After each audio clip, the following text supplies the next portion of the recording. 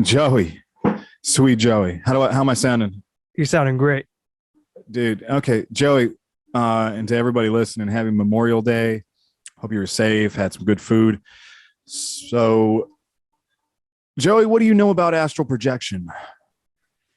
Um, just a few experiences I had, but nothing major. Oh, Uh, okay. uh, Some people don't even know, haven't had experiences on it. yeah, yeah, I don't know much about it, but I'll let I'm you not take talking. the I'm not. floor now. Okay, I'm not talking about that time I smoked all that salvia out of a bong with some butane, and the next thing I know, I came to and I was downstairs. I thought I was in the upside down or anything, or something. Okay, so everybody, this is a topic I've been wanting to cover for quite some time. I don't remember when we actually got on the topic. I don't even know if we were doing our CE5 venture at that time. Whether it was a little, I think it was a little bit after though. I think it was, I think I found it, somewhere on the chans, where someone linked to it, or someone had posted a link to a video or someone. Anyway, at some point, we've been passing this back and forth here a little bit, but let me just make sure. Okay, I just got the one thing open, but this is a document, and today Joey and I are going to go through what it is. So the CIA actually, okay, first of all, let me back up a little bit.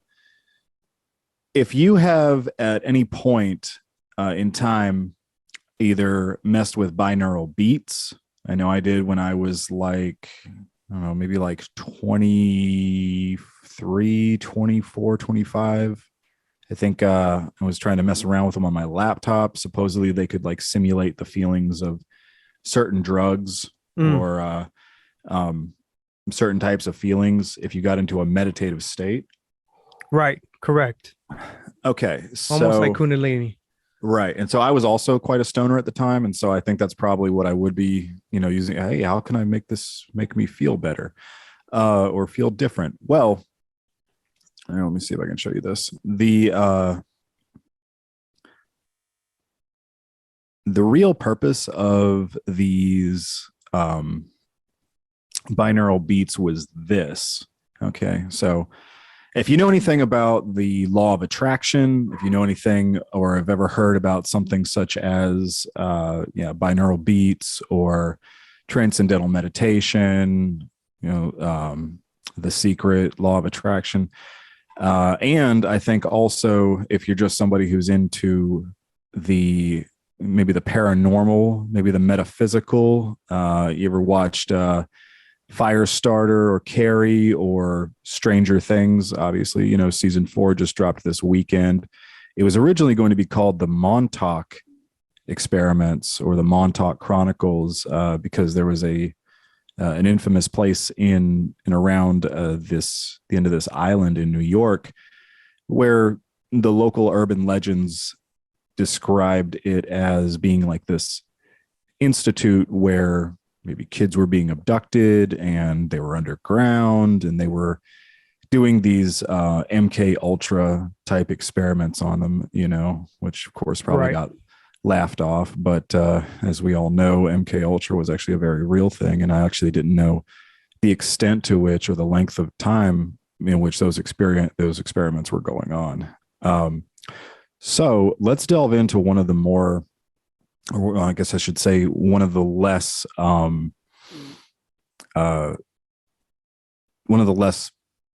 violent aspects of research that the CIA commissioned, but is still equally as cool, especially for those who are into things like the law of attraction and stuff.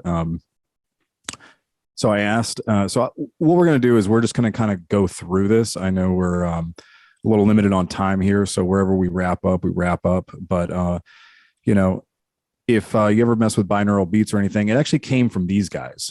This is the Monroe Institute or the Monroe Gateway Institute. Yeah. And did you see that where I just changed the screen? Right. Yep. Just show. I see. Okay. So guys, you can look at this. You can look this stuff all up on YouTube. Obviously, these CDs and these things, and the Monroe, the Gateway Institute is still up and running. You can still buy their CDs or their programs. But if you're kind of like me, and you've got like a nice set of earbuds. Basically, you can go on YouTube and you can start going through these tapes were actually made after the initial discovery of basically what happens when we meditate, or why the law of attraction appears to work, or at least there appears to be some truth to it, or maybe a lot of truth to it, depending on your experience with it or your practice with it. But if you're anything like me, when you're just kind of like scrolling a lot and you have a very short attention span, just like yoga or like jujitsu or, music, or CE5, meditating, contacting aliens with your friends, it's a practice. And this is kind of what they discovered. Now, this is actually a declassified, you can Google this stuff. This is a declassified document from the CIA. And what you go is I could read this all to you. But what's fun is that he's basically saying, I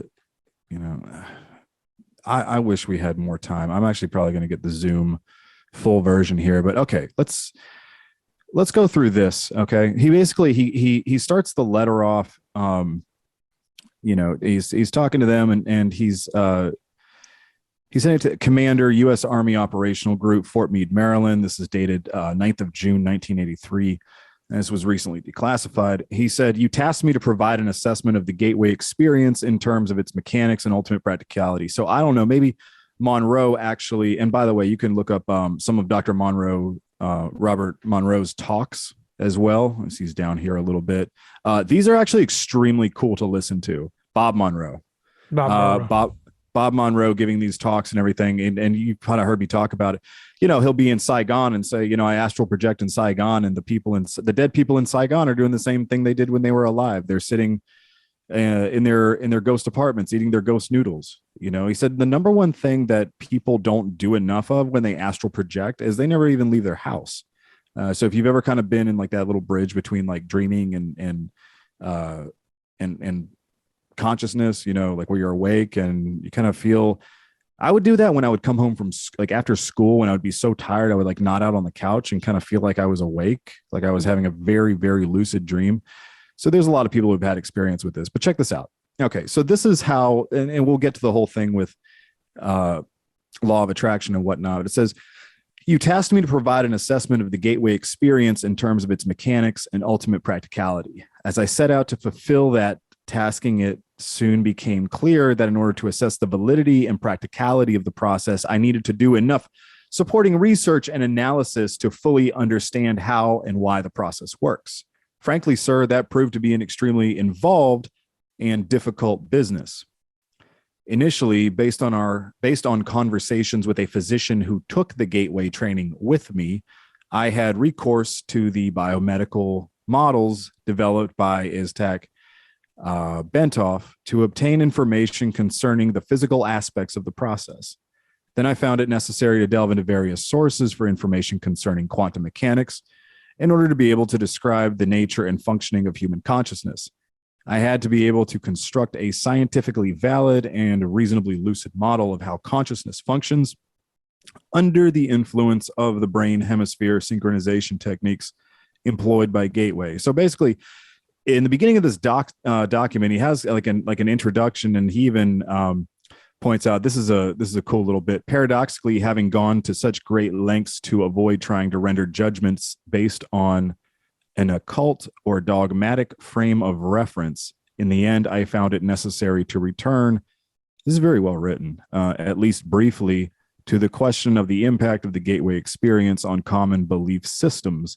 I did so, although it was essential to avoid attempting to render an assessment in the context of such systems." I think what he's alluding to is, and this is why we need to do a longer version of this video too, is like where we can kind of like commentary on it. Yeah. I think he's talking about whether or not like this system or this meditation, this entering this state and doing this practice was somehow either connected to or disconnected from any certain like religious group like Christianity or Hinduism. And I think he's trying to say it's none of those things. I think he's saying, right, He goes on to say, I felt that it was necessary after having completed the analysis to the point that the resulting conclusions do not do any violence to the fundamental mainstream of either Eastern or Western belief systems, unless that point is clearly established. The danger exists that some people will reject the whole concept of the gateway experience, the whole concept, in the mistaken belief that it contradicts and is therefore alien to all that they hold to be right and true. So strong. What do Man, you that think guy of knows that? how to explain. He knows how to word his Yeah. thoughts.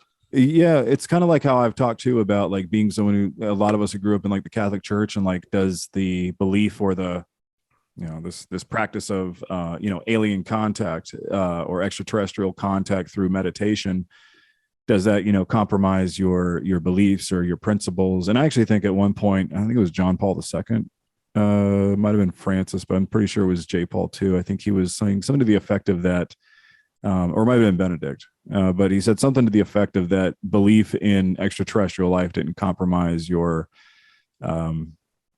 Catholic faith or your Christian faith. It's like that's where the dogma really holds us back. And I actually had a very good conversation with somebody regarding dogma and intention. And having been somebody who who got sober and who did that whole, it's like it's a spiritual program, but without any kind of like any specific spiritual program, if that makes sense. It's like the program of no program. It's just what is right. Right. The Um, fundamentals. Exactly, man. Like precepts that have been around forever. And I think this document actually touches on some of those precepts, things like consciousness, things like these what's going on. They're going to later describe what's actually going on in the brain state. So, maybe even like start us off here. We could always go up here, but we just kind of covered the introduction. But okay. So how much time do we have here in the what's our countdown looking like? It's a good question. It does. Currently 8:56. We'll tell you what, I'm just going to keep reading and then you just go ahead and kind of commentary on it. I think we'll get about as far as where I got, but okay. Yeah. So we're going to do the introduction and he's going to talk about hypnosis. And these are pretty involved. Just these first two here. There's enough to comment on just in these first two. So, okay. It says approved for release 2003. So it was about 19 years ago, actually, a little less than 19 years ago. This was approved for release. The gateway experience, a brain hemisphere synchronization in perspective. I think the hemisync is what it's commonly referred to. I think it actually was being developed by like a private company, and someone from the CIA was probably like, "Hey, come go check those guys out." Mm-hmm. Like how DARPA goes into colleges and is like, "Hey, go talk to that guy who learned how to make a weapon from water." Yeah. Grab them up. So I think that's what they're. This thing was probably around. Actually, when I was in Virginia Beach, there was a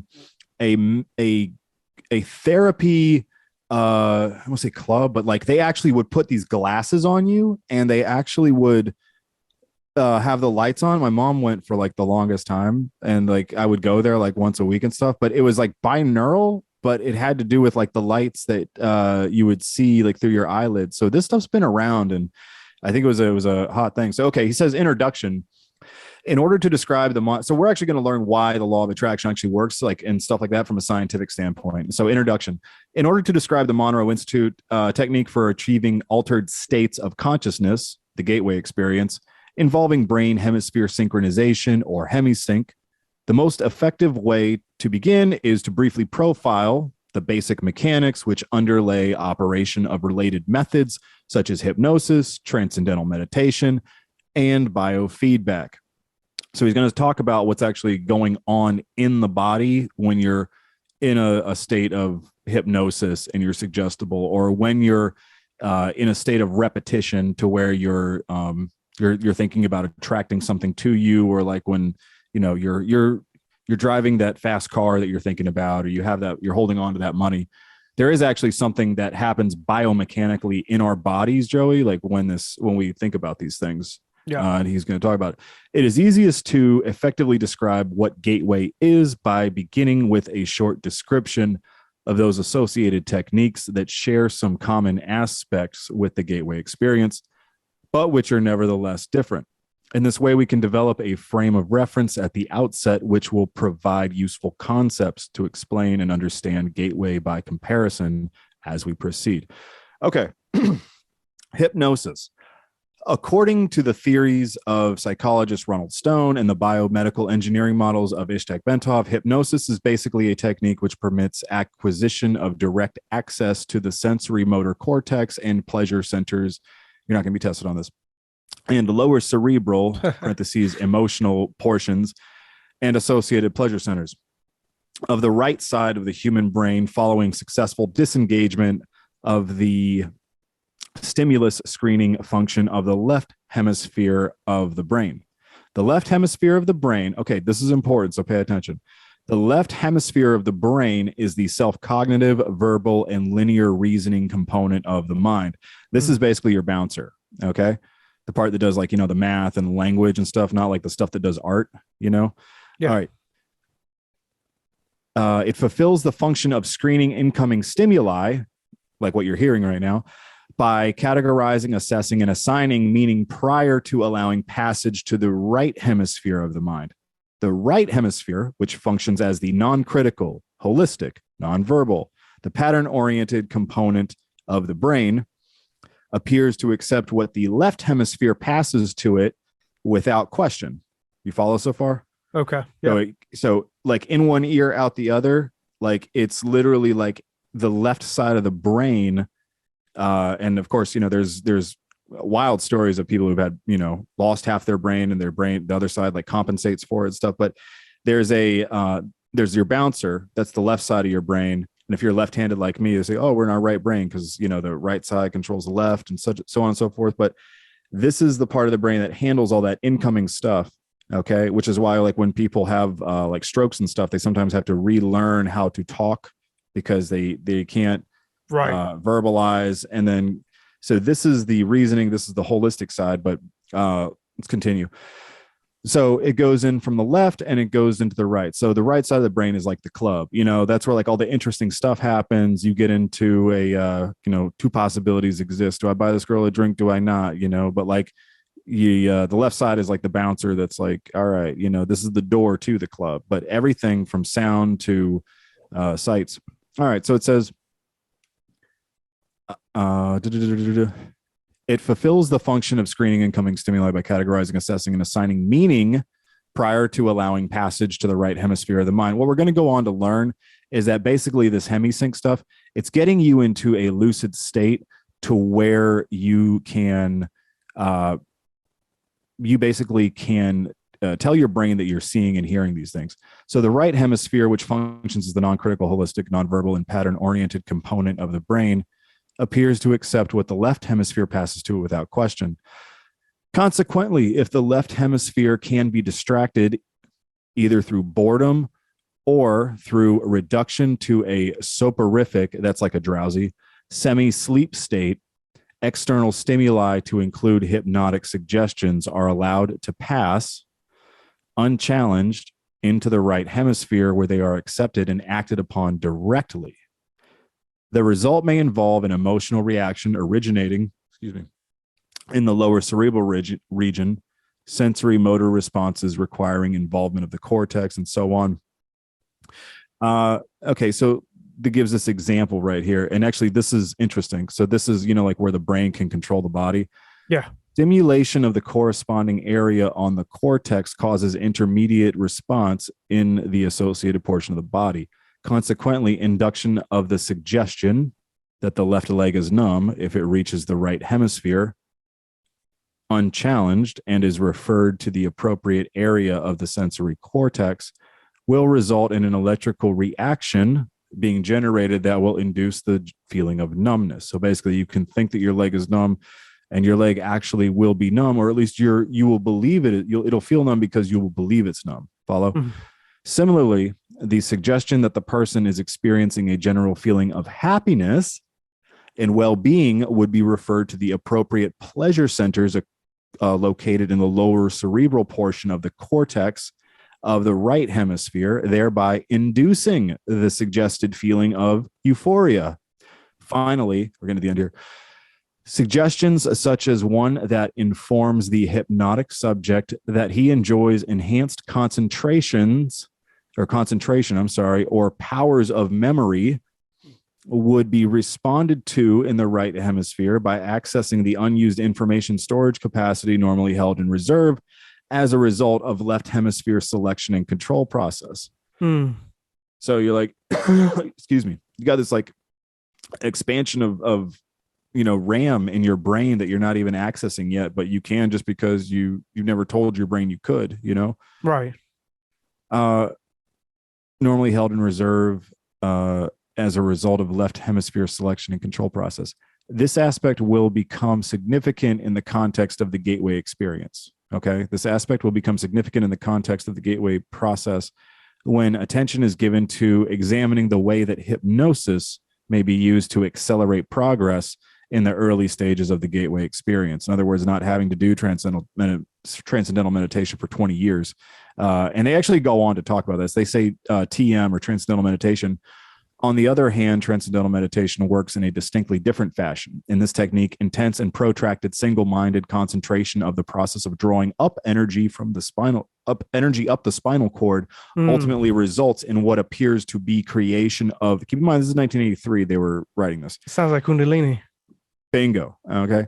Ultimately results in what appears to be creation of, check this out, acoustical standing waves in the cerebral ventricles, which are then conducted to the gray matter in the cerebral.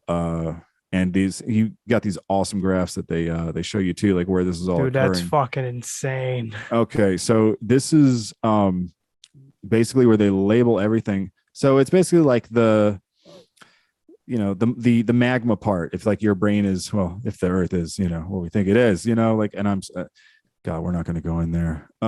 Yeah, that's what it says. Cortex on the right side of the brain. As a result, according to, this shit will get real fun in a second. Watch this. According to Bentov, these waves will stimulate and eventually polarize the cortex in such a way that it will tend to conduct a signal along the homonucleus, starting from the toes and on up, unquote. The Bentov biomedical model, as described in a book by Lee Sanella, MD, entitled, guess what? Kundalini Psychosis or Transcendence. Kundalini hyphen Psychosis or Transcendence. States that the standing acoustical waves are the result of the altered rhythm of heart sounds, which are occasioned by prolonged practice or of meditation, and which set up sympathetic vibrations in the walls of the fluid-filled cavities which comprise the third and lateral ventricles of the brain. Bro, there's literally sound waves. You ever see those cymatics where they can like change shapes and stuff? So you're doing that. So you're actually altering like the rhythm by which like the energy is moving through your brain. You can actually affect that simply by your thoughts, by consciousness. In addition, actually, they're saying transcendental meditation measures these waves that travel up and down the spine by doing that. In addition, according to Bentov, the states of bliss described by those whose Kundalini symptoms have completed the full loop along the hemispheres may be explained as a self-stimulation of the pleasure centers in the brain caused by the circulation of a current in parentheses, or apostrophes, some sort of electrical current along the sensory cortex. So basically saying that there's energy or sound or something that's measurable that is actually moving up and down the spine and in the brain.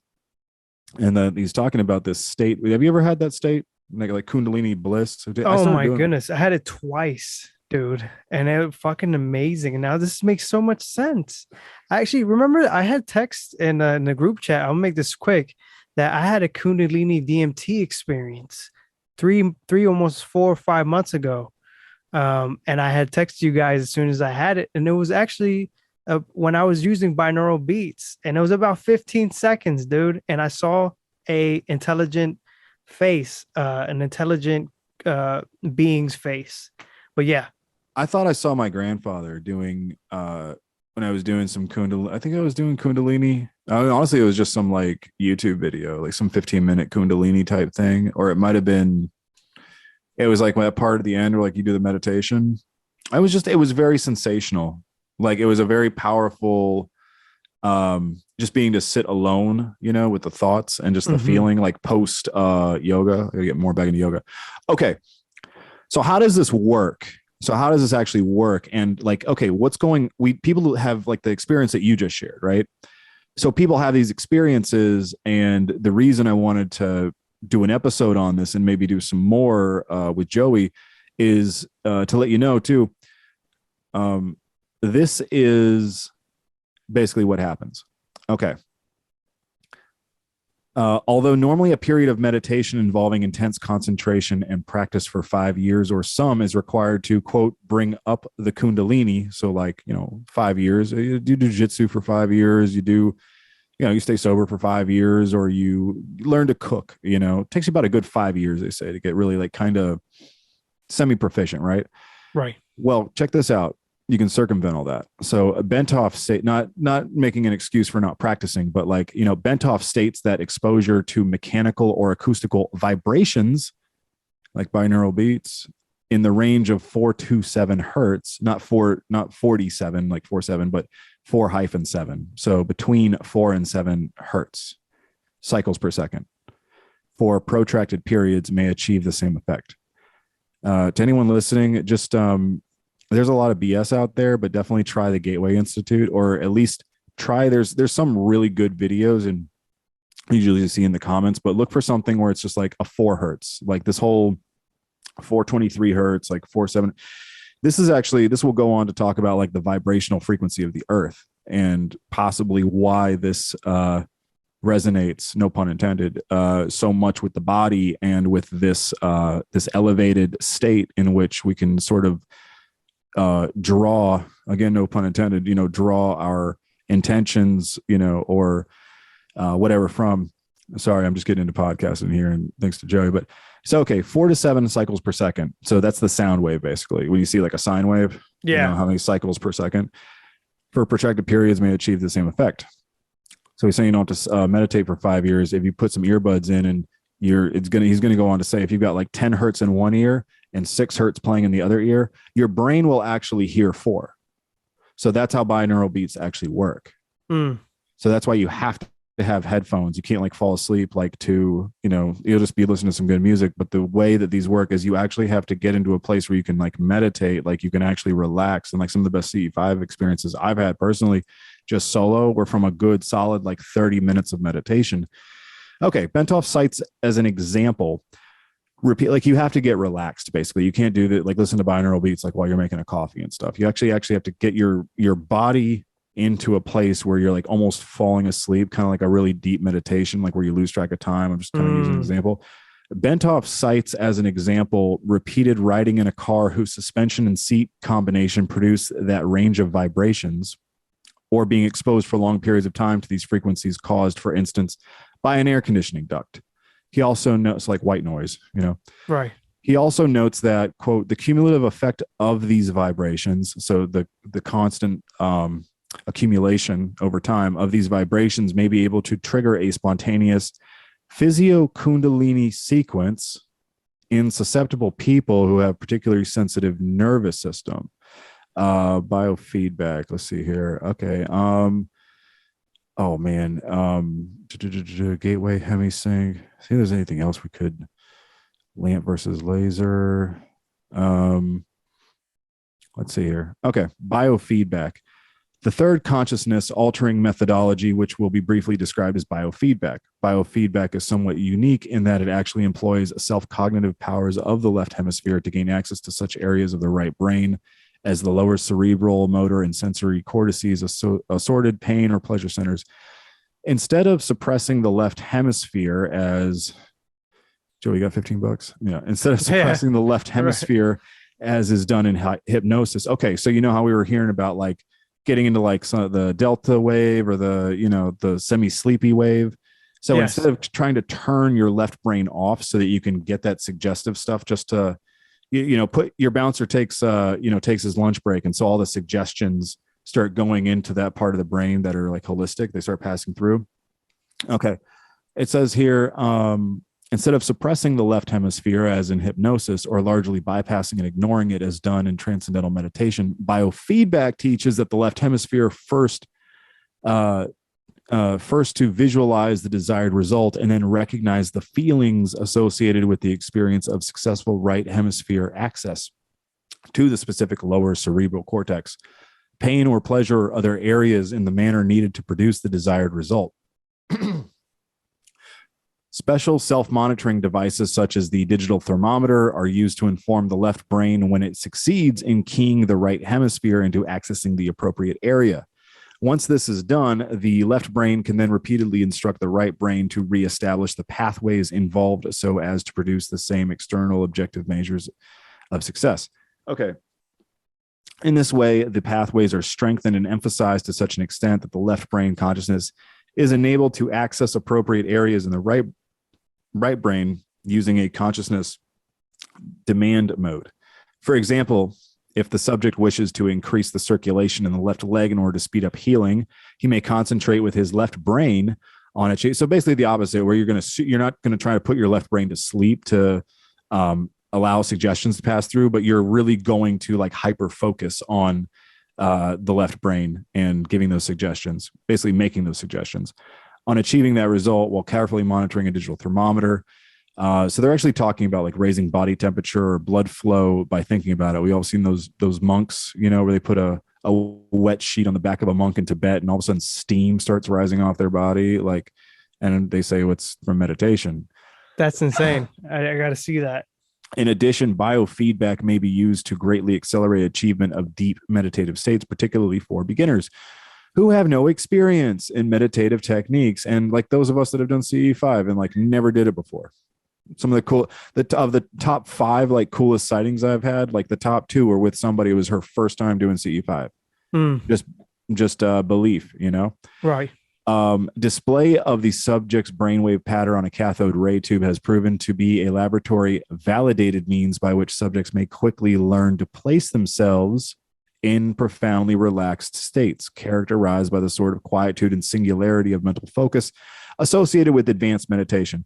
So in other words, you can meditate like a Swami without having to, you can put yourself in the same state as somebody who's been doing it 20 years without actually having to spend 20 years doing it. You can at least reach that mental, when we fall asleep, like you don't like fall asleep and like you sleep. I say you sleep better, but like, you're not like better at sleeping than someone else. You know, maybe you get more restful sleep. Maybe you like, but you're still unconscious, you know, like you still sleep. Okay. So, well, why don't we start a new video? Can we start a new video? You have until about 9:30. Yeah. I mean, we still got about 6 minutes left. 6 minutes. Okay. Yeah. Gateway and hemisync. All right. So you go down here a little bit and, it will say, all right, this is actually really important. Now that we have briefly profiled the basic mechanics of the principal techniques for altering, all right, so we know this, right? Suggestion, left brain, right brain, left brain, right brain. Doorman club, you know, suggestions. You can alter your blood flow, your brain temperature. Check this out. Now that we have briefly profiled the basic mechanics of the principal techniques for altering or expanding consciousness, which share some of the objectives and or methods employed in the gateway experience, we may proceed to focus on what that technique actually involves. Fundamentally, the gateway experience is a training system designed to bring enhanced strength, focus, and coherence to the amplitude and frequency of brainwave output between the left and right hemispheres so as to alter consciousness, moving it outside the physical sphere. This is cool. So as to ultimately escape even the restrictions of time and space. The participant then gains access to the various levels of intuitive knowledge which the universe offers. This is written in a CIA document. Okay. That's fucking insane. What differentiates the gateway experience from forms of meditation is its use of the hemisync technique, which is defined in a monograph by Monroe Institute trainer Melissa Yeager as a state of consciousness defined when the EEG patterns of both hemispheres are simultaneously equal in amplitude and frequency. Although hemisync seems to be rather rare and of only short duration, I guess they're talking about getting basically your left and right brain, they'll eventually say, is like, there's like no separation. Mm. I Like believe one. that's what They're like exactly. one. Yeah. Exactly. A state of consciousness defined when the EEG patterns of both hemispheres are simultaneously equal in amplitude and frequency. Although hemisync seems to be rather rare and of only short duration in ordinary human, that's a Super Saiyan note, you know, you want a hemisync. In ordinary human consciousness, Melissa Yeager states that, quote, audio techniques developed by Bob Monroe can induce and sustain hemisync with the Institute's basic Focus 3 tapes. I think I didn't do focus 3. I think I went from 2 to 4. It probably explains a lot. She also notes that studies conducted by Elmer and Alice Green at the Menninger Foundation have shown that a subject with 20 years of training in Zen meditation could consistently establish hemisync at will. Okay, at will. Wow. Sustaining it for over 15 minutes. Dr. Stuart Twemlow, a psychiatrist and research associate of the Monroe Institute, reports that in our studies of the effect of the Monroe tape system on brain waves, we have found that the tapes encourage the focusing of brain energy. It can be measured as with a light bulb in watts into a narrower and narrower frequency band. So much like you can test the wattage of a light bulb or a battery. You know, you can actually we've always had instruments to measure this, but so when they use these, they actually measured the frequency band. Because we're always, you can grab two ends of a battery tester and send up a signal. We're more than our physical bodies. This focusing of energy is not unlike the yoga concept of one-pointedness, which we may translate in Western terms as single-mindedness. Dr. Twemlow goes on to observe that as the individual gets into the tapes beyond focus 3, there's a gradual increase in brainwave size, which is a measure of brain energy or power. So there you have it. They found that the power of the brain and the unification of either side, the unification of either side of the brain and the power of the brain are actually something that somebody can train just like a muscle. And if you have the right equipment, or if you have the right sort of suggestive input, either through this, in this case, they will go on to say that it's a frequency. It's kind of hard to hear a little bit on the tapes that I showed, like on the YouTube thing right here. Yeah. However, I mean, these are the actual, tapes that are track 1 wave. I would suggest just kind of, this is a great one right here, by the way. The open voyage, gateway voyage, open exercise. I would highly recommend try that one first and just kind of get into the practice. But eventually what you do is you start to visualize just kind of putting, I am more than my physical body. You create your energy balloon. You actually do the resonant frequency tuning, where it's kind of like the Om in yoga. Right. And then you will actually start to, like go into like these practices. But now check this out. This is what it'll go on as Joey and I continue to cover this subject. It'll actually show, the consciousness, the grid, and it will go on to actually describe things like the holographic universe, like the simulation. Like this stuff was covered. This stuff was covered. This is the energy oscillating wave. Okay, this is the portion of oscillating energy. So this is the Planck's distance. This is the smallest measurement that anything can possibly be measured by. And well, the thing is that energy doesn't actually just stop because there's a littlest bit we can measure it. Yeah, clicked out proportion, energy traversing intermediate dimensions. So we're going to get into some pretty cool heavy stuff here. But Joey, this was good. Sorry if I was all over the place, guys, but Monroe Institute analysis assessment, just CIA Monroe Institute holographic universe. Stay tuned for episode 2, and happy Memorial Day. Love you, bro. Episode 2 is coming. We're gonna do that tomorrow. We're gonna film that tomorrow for sure.